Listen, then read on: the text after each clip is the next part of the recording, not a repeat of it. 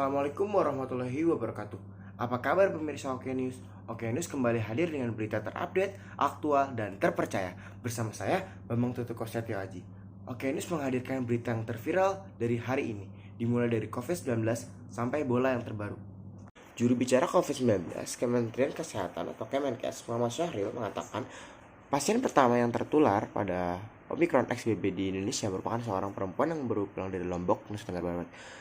Pasien pertama di Indonesia merupakan transmisi lokal yang terdeteksi pada seorang perempuan berusia 29 tahun yang baru saja kembali dari Lombok, Nusa Tenggara Barat, kata Syahril pada keterangannya di laman resmi Kemenkes. Diutip-kutip 23 Oktober tahun 2022. Syahril mengatakan pihaknya telah melakukan antisipatif dengan melakukan testing dan tracing terhadap 10 kontak erat.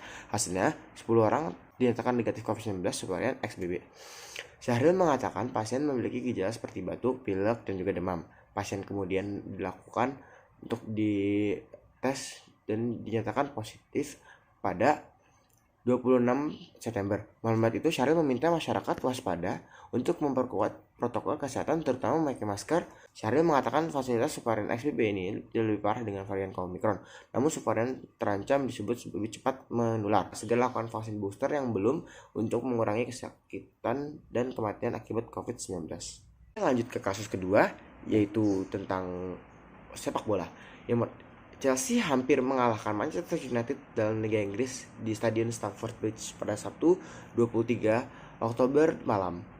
Tidak ada nama Cristiano Ronaldo dalam daftar susunan pemain yang dibawa Erik ten Hag. Dalam melawannya ke London, sudah terbiasa Ronaldo tampil percaya. Anthony, Eriksen, dan Bruno Fernandes memiliki peran krusial guna mempertahankan The Blues.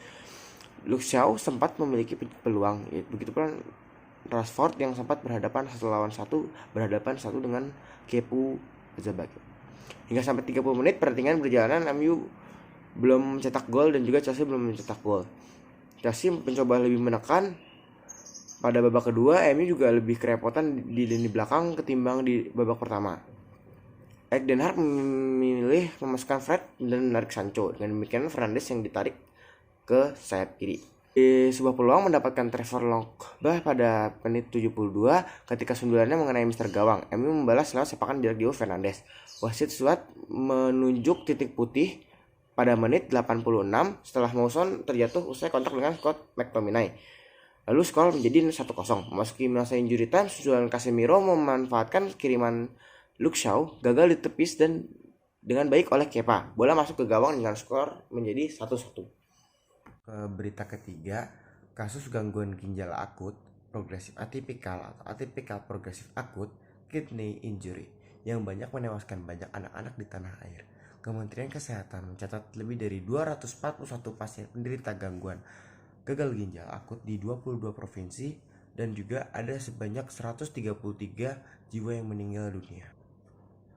Menteri Kesehatan Republik Indonesia Budi Gunadi Sadikin menyatakan berdasarkan pemeriksaan yang dilakukan pada 11 pasien anak di Rumah Sakit Cipto Mangunkusumo atau RSCM, gangguan ginjal akut ini terjadi karena adanya senyawa berbahaya dari dalam tubuh yaitu ethylene glycol atau EG dan diethylene glycol atau DEG dan juga ethylene glycol butyl ether atau EGB.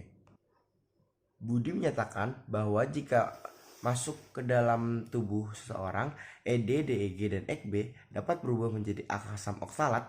Bila asam oksalat memasuki ginjal, maka senyawa tersebut akan berubah menjadi kristal tajam kecil yang dapat merusak ginjal.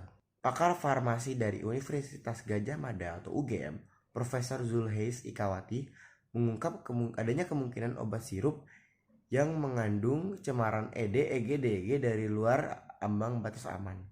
Dengan kandungan di luar ambang batas aman itu, Profesor Zulkifli menyebut ada kemungkinan kebergantian sumber bahan yang dilakukan pada sumber sirup tersebut itulah yang menyebabkan kematian pada anak-anak.